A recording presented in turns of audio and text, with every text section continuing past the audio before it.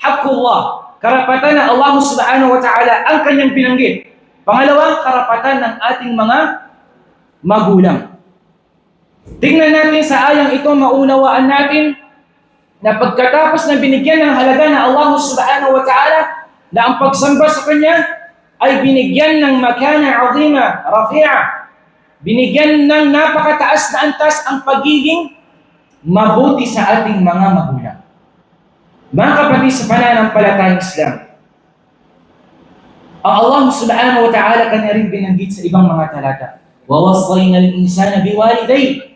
Aming pinayuhan, binigyang payo ang mga tao na maging mabuti sa kanilang mga magulang.